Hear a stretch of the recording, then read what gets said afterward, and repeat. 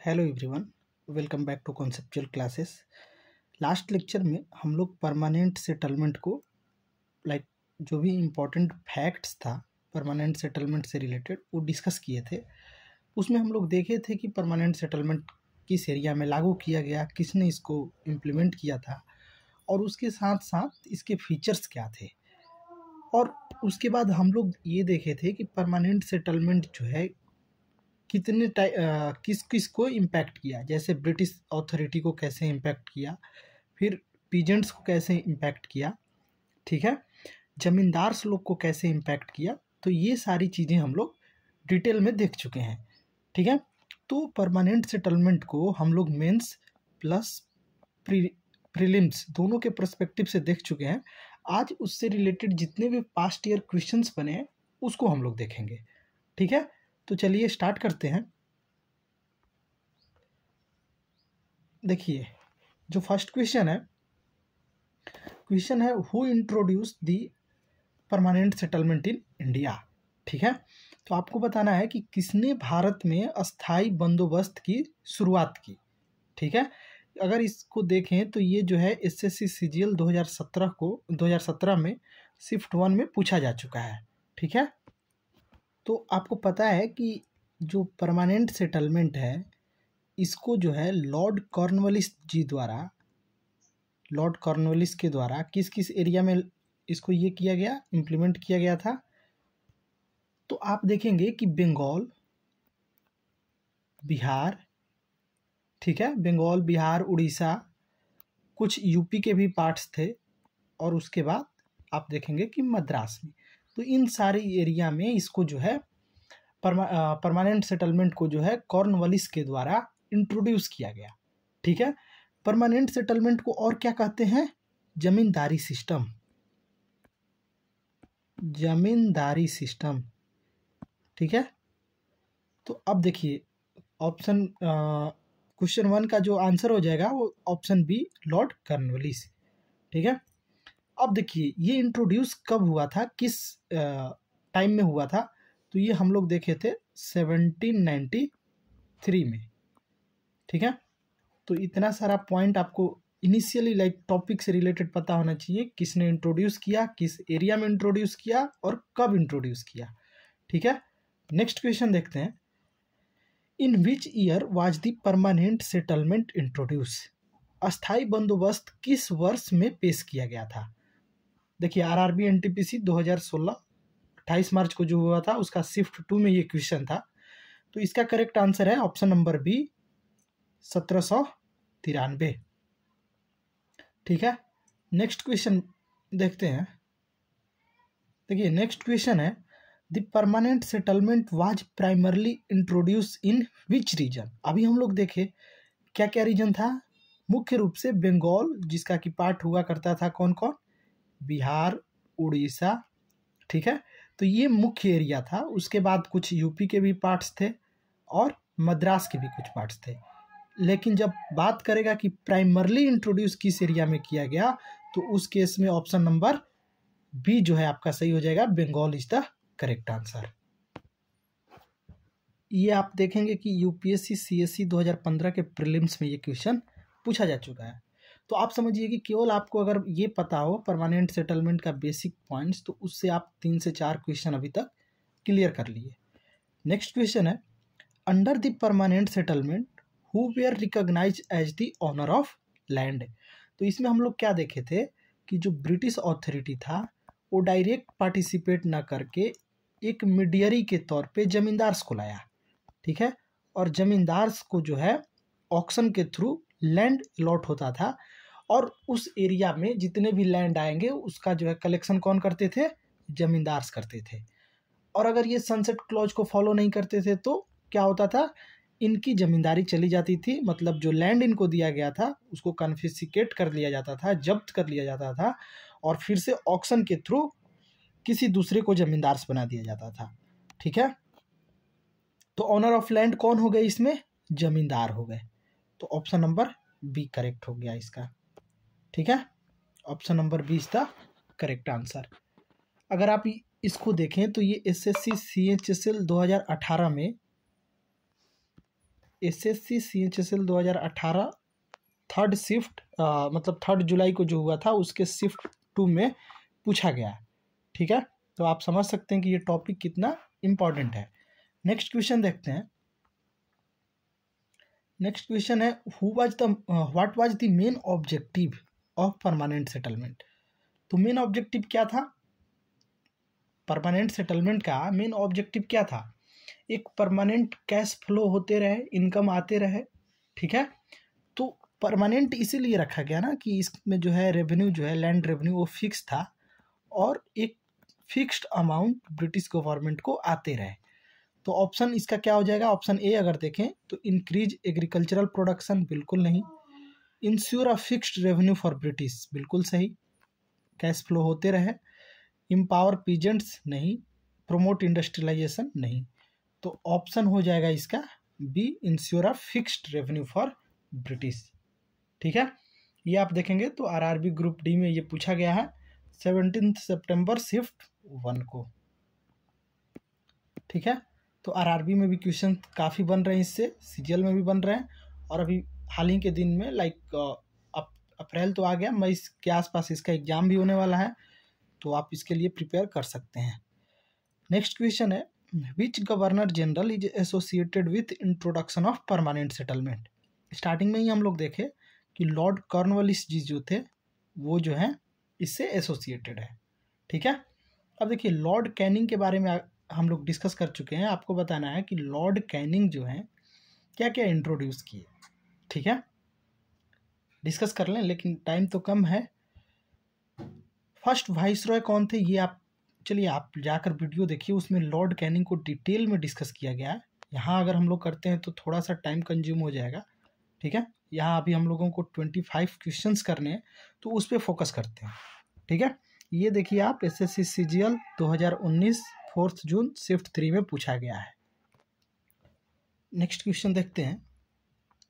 Next question है the permanent settlement is also known as zamindari system. अभी हम लोग देखिए ये भी यूपीएससी सीएससी 2017 प्रीलिम्स में पूछा गया। नेक्स्ट क्वेश्चन है which of the following was a consequence of permanent settlement. निम्नलिखित में से कौन सा अस्थायी बंदोबस्त का परिणाम था? इंक्रीज इन पीजेंट राइट, गलत।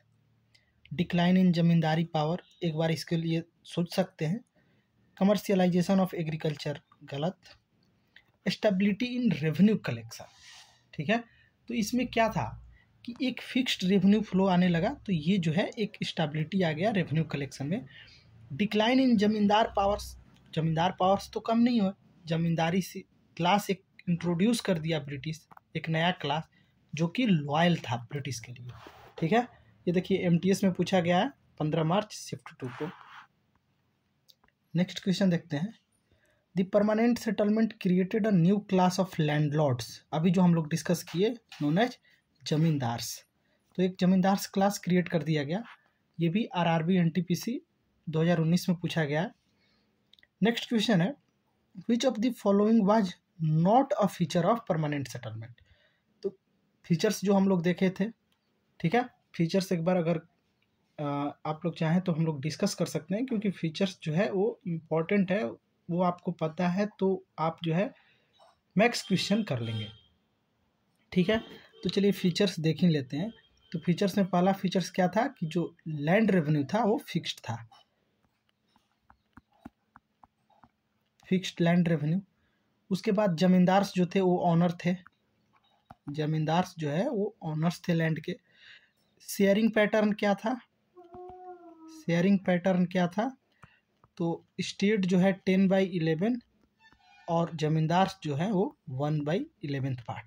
ठीक है, उसके बाद सनसेट क्लॉज था कि अगर एक पार्टिकुलर डेट को आप पे नहीं करते हैं तो आपकी जमींदारी चली जाएगी। ठीक है, और इसमें जो है ब्रिटिश का कंट्रोल नहीं था, बीच में जमींदार जो थे वो रिस्पॉन्सिबल थे कलेक्ट करने के लिए। ठीक है, और कोई रीअसेसमेंट नहीं होता था। तो ये फीचर्स था, बेसिक फीचर्स। अगर इस बेसिस पे देखें इस क्वेश्चन को, तो इस क्वेश्चन का क्या आंसर होगा? आपको बताना है कि कौन सा फीचर्स नहीं है। तो ऑप्शन देखते हैं। फिक्स्ड रेवेन्यू डिमांड, ये तो सही है। हेरिडेटरी राइट टू जमींदार, ये भी सही था। पीरियोडिक रिवीजन ऑफ रेवेन्यू गलत है।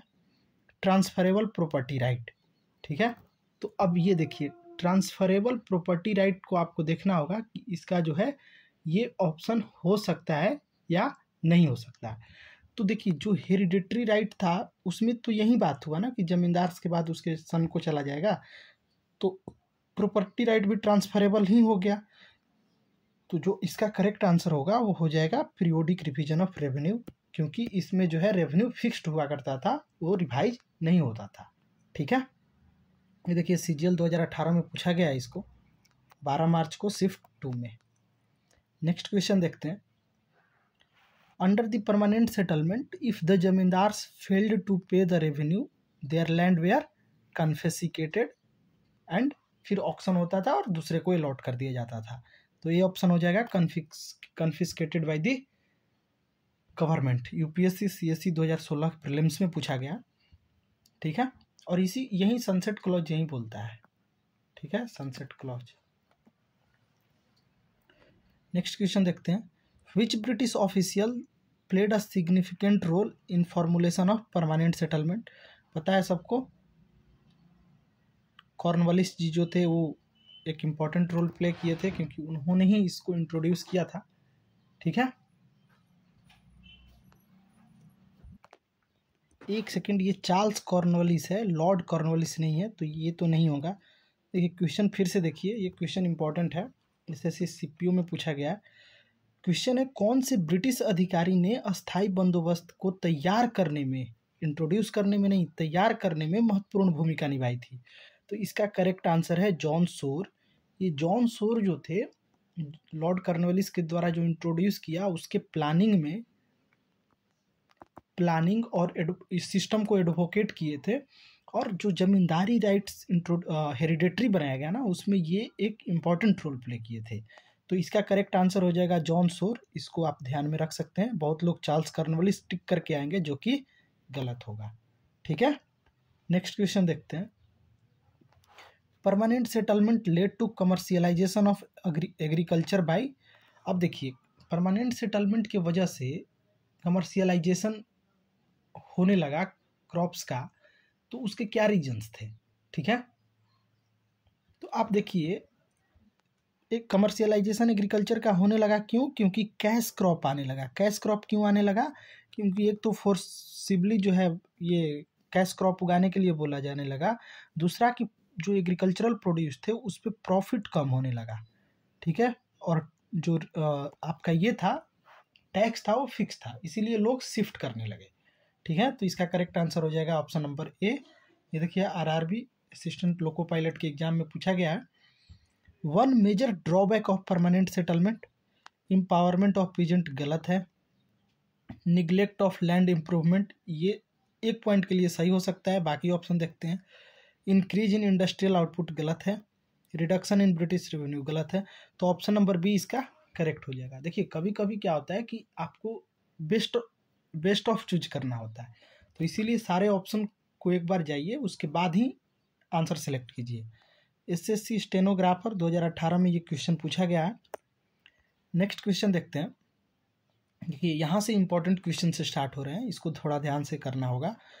Which of the following statement about permanent settlement is incorrect. अस्थाई बंदोबस्त के बारे में निम्नलिखित में से कौन सा कथन गलत है? तो revenue demand was fixed in perpetuity, ठीक है, ये हो गया। सेकंड ऑप्शन है, फर्स्ट ऑप्शन तो सही हो गया। सेकंड ऑप्शन है it empowered the peasant by giving them direct ownership of land, गलत है। डायरेक्ट ऑनरशिप राइट किसको मिला था? जमींदार्स को, पीजेंट्स को कहाँ कुछ मिला था, तो ये ऑप्शन गलत है। सी ऑप्शन देखते हैं। Zamindars act as intermediary between British and the peasant, सही है, क्योंकि टैक्स कलेक्शन का अधिकार किसको था? जमींदार्स को था। It was first implemented in Bengal and later extended to other regions, ये भी सही है। यानी कि केवल ऑप्शन नंबर बी गलत है। तो इसका जो है करेक्ट आंसर क्या हो जाएगा? करेक्ट आंसर हो जाएगा ऑप्शन नंबर बी, ठीक है। नेक्स्ट क्वेश्चन देखते हैं। The main reason for introducing the permanent settlement in Bengal was, क्या था? एक स्टेबल और फिक्स्ड रेवेन्यू इंश्योर करने के लिए, क्वेश्चन रिपीट हुआ है। CGL 2020 में, ठीक है। तो ये क्या हुआ, परमानेंट सेटलमेंट से एक ये इंश्योर किया एक जो है स्टेबल और फिक्स्ड रेवेन्यू आते रहे ब्रिटिश गवर्नमेंट को, ठीक है। नेक्स्ट क्वेश्चन देखते हैं, what was the immediate impact of permanent settlement on zamindars. देखिए हम लोग इम्पैक्ट सभी पे देखे थे, जमींदार्स पे क्या इम्पैक्ट रहा, ब्रिटिश अथॉरिटी पे क्या रहा, पीजेंट्स पे क्या रहा, लैंड पे क्या इम्पैक्ट पड़ा, ये सारी चीज़ें हम लोग पॉइंट वाइज प्रिपेयर कर चुके हैं। तो अगर आप नहीं देखें तो इससे पहले उस वीडियो को जरूर देखिए। तो देखिए ऑप्शन ए है, they become stronger due to ownership right over land. ये एक पॉइंट हो सकता है सही, क्योंकि स्ट्रॉन्गर तो हुए थे। Many zamindars lost their lands due to revenue default, ये भी सही हो सकता है। They were removed from revenue collection process, ये तो गलत है। It led to improvement of land and agricultural productivity, ये भी गलत है। यानी कि आपके पास दो ऑप्शन है जिसमें से आपको जो है क्रॉस करना है कि क्या हो सकता है, ठीक है। तो इमीडिएट इम्पैक्ट क्या हुआ, इमीडिएट इम्पैक्ट तो यही हुआ ना कि रेवेन्यू डिफॉल्ट हो जाने के बाद उनकी ज़मींदारी ही चली जाती थी। चलिए ये तो ठीक है, स्ट्रॉन्गर होते गए, लेकिन ये इमीडिएट इम्पैक्ट नहीं था। इसमें जितना आप जो है रेवेन्यू कलेक्ट करेंगे, जितना आपको प्रॉफिट होगा, उसके अकॉर्डिंग आपकी जो है स्ट्रॉन्गनेस बढ़ती चली जाएगी। लेकिन अगर एक बार आप डिफॉल्ट हो गए, सनसेट क्लॉज को फेल कर गए, तो आपकी ज़मींदारी जो है चली जाती थी। तो ऑप्शन बी जो है इसका करेक्ट आंसर हो जाएगा। RRB NTPC 2017 शिफ्ट 2 में पूछा गया है। Which of the following was a long term effect of permanent settlement. ये देखिए ये इमीडिएट इम्पैक्ट था, अब लॉन्ग टर्म इम्पैक्ट क्या हो गया। तो देखिए इंक्रीज्ड इंडस्ट्रियल ग्रोथ गलत है, improvement in the condition of peasant गलत है, agricultural stagnation and rural indebtedness बिल्कुल सही है, क्योंकि जो है डेट ट्रैप की जो केसेस हैं वो इंक्रीज करने लगे। क्यों इंक्रीज करने लगे, क्योंकि जो है प्रोडक्शन डिक्रीज होने लगा, एग्रीकल्चरल फर्टिलिटी जो है लैंड की वो कम होने लगी, जिसकी वजह से प्रोडक्शन कम होने लगा। चूँकि जो है लैंड रेवेन्यू फिक्स था तो वो तो देना ही था, तो लोग क्या करते थे, लोन लेते थे, और एक बार लोन लिए जो वो एक ये जो है विशियस साइकिल में ट्रैप हो गए, ठीक है। इसी को डेट ट्रैप हम लोग बोलते हैं। डिक्रीज इन जमींदारी इन्फ्लुएंस, ये भी गलत है, तो ऑप्शन नंबर सी जो है करेक्ट हो जाएगा। नेक्स्ट क्वेश्चन देखते हैं, which act formally ended in zamindari system introduced by permanent settlement. Which act formally ended मतलब आपको बताना है कि किस एक्ट के तहत इसको जो है ख़त्म किया गया, जमींदारी सिस्टम को जो परमानेंट सेटलमेंट में लाया गया था, ठीक है। तो ये हम लोग डिस्कस नहीं किए थे, लेकिन आप ऑप्शन में जाएंगे तो आपको साफ दिख जाएगा, जमींदारी एबोलिशन एक्ट 1951, इसके तहत 1951 में जमींदारी सिस्टम को ख़त्म किया गया, ठीक है। नेक्स्ट क्वेश्चन देखते हैं, permanent settlement created a system in which peasant paid land revenue directly to British, गलत है। किसको पे करना होता था, जमींदार्स को, ठीक है। उसके बाद आप देखेंगे कि revenue demand was revised every 10 year, गलत है, ठीक है। रेवेन्यू डिमांड तो हर साल आपको पे करना होता था। Zamindars had hereditary right over the land but had to pay a fixed revenue, बिल्कुल सही है, option number C. Land ownership was divided equally among farmer, गलत है। तो यूपीएससी CAPF 2020 में ये क्वेश्चन पूछा गया है, ऑप्शन इसका कौन सा सही हो जाएगा, ऑप्शन नंबर सी, ठीक है। नेक्स्ट क्वेश्चन देखते हैं, one of the biggest flaws of the permanent settlement was, अस्थाई बंदोबस्त प्रणाली की सबसे बड़ी खामी क्या थी। ऑप्शन ए है, British official had to personally collect revenue from peasant, गलत है, जमींदार कलेक्ट करते थे। It reduce the revenue collection efficiency, गलत है, इफिशियंसी तो बढ़ेगा ना, क्योंकि ये तो फिक्स कर दिए। एडमिनिस्ट्रेटिव बर्डन जो है वो कम हो गया, कॉस्टिंग कम आने लगी, ठीक है। It led to absentee landlordism where zamindars lived away from their land, ये हो सकता है एक बार के लिए, बाकी ऑप्शन भी देख लेते हैं, ठीक है। आपको फ्लॉज बताना है, इतना ध्यान रखिएगा, तो ये ऑप्शन आपका हो सकता है। डी ऑप्शन भी देख लेते हैं, it encourage the growth of small farmer, गलत है, तो यानी कि ऑप्शन नंबर सी जो है आपका करेक्ट हो जाएगा, ठीक है। अब्सेंटी लैंडलॉर्डिज्म का केस बढ़ने लगा, क्योंकि जो जमींदार होते थे वो शहर में रहने लगते थे, ठीक है। अब देखिए नेक्स्ट क्वेश्चन है, which of the following was not. अब देखिए एब्सेंटी लैंडलॉर्डिज्म में क्या होता था कि जैसे वो खुद शहर में रहते थे और एक आदमी अपॉइंट कर देते थे, ठीक है, उसको कुछ पैसे मंथली फिक्स करके कि इतना पैसा मैं तुमको दूंगा, ठीक है। तो वो खुद शहर में रहते थे, वो खुद कलेक्ट ना करके वो अपने अंडर में एक मीडियरी रख लेते थे जो कि कलेक्ट करते थे ये सारे टैक्स वगैरह, ठीक है। नेक्स्ट क्वेश्चन है, which of the following was not a criticism of permanent settlement system. CHSL 2016 में पूछा गया, it discouraged agricultural innovation and improvement. ये तो सही बात है, लेकिन आपको बताना है कि कौन आलोचना नहीं है। It created an elite class of zamindars loyal to British, बिल्कुल सही बात है, ये भी सही है। सी ऑप्शन है, it resulted in a more equitable distribution of land among peasant, गलत है, ठीक है। डी ऑप्शन है, it fixed the revenue at high rate making it difficult for zamindars to pay, ये भी गलत है। तो आपका जो है करेक्ट आंसर हो जाएगा, एक सेकेंड, क्या हम लोग डिस्कस किए, ये तो सही है ना कि हाई रेट था जो कि जमींदार्स को डिफिकल्ट होता था, इसीलिए तो डिफ़ॉल्ट के केस में उनकी जमींदारी चली जाती थी। तो इसका करेक्ट आंसर हो जाएगा option number C. Next question देखते हैं, under permanent settlement zamindars had to pay the revenue monthly annually before a fix date at the time of each harvest. तो मंथली नहीं था, ये ऑप्शन नंबर बी करेक्ट है इसका, एनुअली पे करना था एक फिक्स डेट से पहले, जो सनसेट क्लॉज में मेंशन हुआ करता था, ठीक है। RRB ALP में पूछा गया है। नेक्स्ट क्वेश्चन है, which of the following correctly explain why the permanent settlement led to agricultural stagnation. निम्नलिखित में से कौन सा कथन स्थायी बंदोबस्त के कारण कृषि स्थिरता को सही ढंग से समझाता है। ऑप्शन ये है, zamindar focused only on collecting revenue and not on land improvement, ये सही है। British officials controlled all farming decision, गलत है। Farmer received high wages and become less interested in agriculture, गलत है।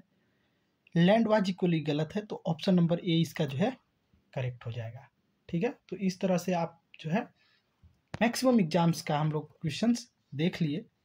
आप देखे होंगे कि UPSC से भी क्वेश्चंस जो बने हैं उसको हम लोगों ने कवर किया, NTPC RRB, ठीक है, SSC CGL CHSL MTS ALP, ये सारे एग्जाम्स के क्वेश्चंस हम लोग देख लिए। तो अभी मेरे को नहीं लगता है कि इसके बियॉन्ड आपसे एक भी क्वेश्चन छूटेगा, अगर परमानेंट सेटलमेंट से कोई क्वेश्चंस बनता है तो, ठीक है। तो चलिए आज यहीं पे सेशन को समाप्त करेंगे, मिलते हैं नेक्स्ट वीडियो में एक नए टॉपिक के साथ, तब तक के लिए धन्यवाद।